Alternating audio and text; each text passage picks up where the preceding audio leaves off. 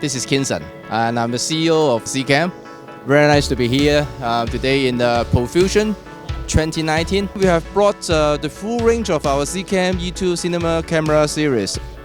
Recently, 2 weeks ago, we have started to ship our Zcam E2 flagship, the flagship series. So previously we have the 4K camera. Now then we have from 4K we upgrade to 6K and also 8K. And from a micro four 3-inch sensor, we now have the Super 35 and also the full frame sensors. People are very excited with the flagship, but I keep telling them that it's not just the flagship. Actually our Zcam E2 is still a very, very powerful camera device, a cinema camera, because of the high frame rate, a lot of the very unique features, I would say.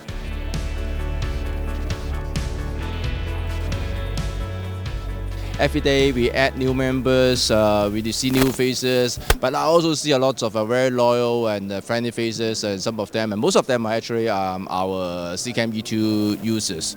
We are a new brand in the cinema world, so they come with a doubt. Try to wonder and try to figure out and try to ask the others, how good is the camera? What are the pros and cons? And because it's an investment, it's the work too. Some of them use it for their living, so I can understand. The good feeling is that once they bought the camera, they try it, they were excited, and after they've opened the box, they take it out, they shoot some test footage, they go back, they do some color grade. They were impressed, and then they took it to the job, and then their clients were impressed. And then they start to post some of the footage. It's very kind of them to share not just their footage, but also their overall impression of the camera itself, also the pros and cons. The one thing I like most is that they like our color science. They like the image, because end of the day, this is a cinema camera. And you do want to deliver a good footage in terms of color, in terms of image quality, and they're all very satisfied. I think if you have been in the group for a while, you wouldn't read any negative comments about our color science, particularly the skin tone. I think our customers, the Zcam user, think they would not have any complaint at all on the color science. You're quite right that, because most of the cine lenses right now, they are Super 35. There are not too many full frame cinema lenses compared to Super 35 yet. So Super 35 used to be and still is the mainstream when it comes to cinema shooting. So I think the way we have priced our E2 S6 at $2,995 US, I think it's a very sweet spot, because it's a 6K camera. Super 35 is capable to do 6K up to 60 frame and 4K up to 100.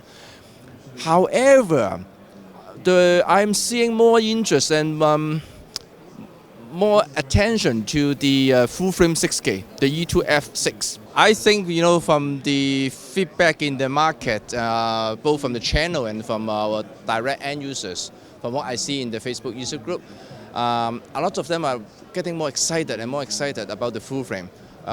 Primarily because I think some of them, they come from the still photography side of the business, and they do have a stock of the EF lenses. It has been an investment for them, and so for them, they think to take on the E2 full frame 6K.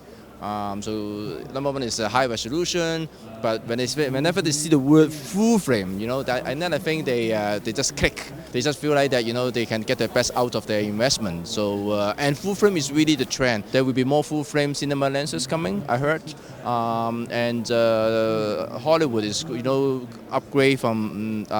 from Super 35 to full frame. I think people like it because you can easily break up the system yourself. The connectors, the ports. We try to accommodate as many sockets or ports on the camera. We put most of them, on the rear of the camera, because we believe that it's easier to get the connection, the cables to come out on the rear rather than on the side. Apart from SDI, I think we have HDMI, we have the Wi-Fi antenna, we have the RJ45, the Ethernet port. We do have a LAN remote controlled socket. We also have on the standard E2, we do have a synchronization port, for multi-camera rig. We have the Mini XLR for audio, for those who want more professional, high-end audio. We also have even on the power side, we have both the MPF battery socket. At the same time, we have a NEMO power port.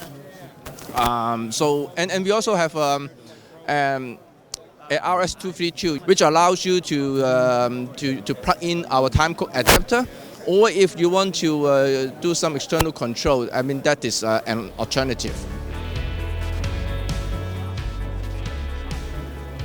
If you ask the engineers, H.265 HEVC actually is a very advanced, very smart and sophisticated encoder. Very powerful in terms of compression efficiency. And more of our customers, after a while, once they're used to the H.265 and they get to see the image quality, I think they're impressed. And the other question I get asked a lot of times is H.265, because it's 10-bit, is only 420, is it good enough for green screen chroma key jobs? Answer to that is yes.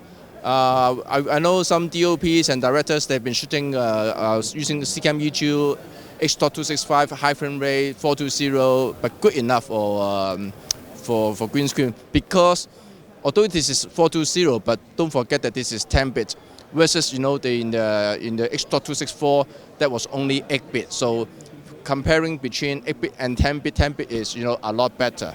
And the fact that H.265 is a very efficient codec. So I think once you have tried it, I hope you would have a different perception. 4K 60 will come, and the max support will eventually come as well. We are working with some NLE and some editing software solutions to hopefully to integrate the Z-RAW as a plug-in onto their software.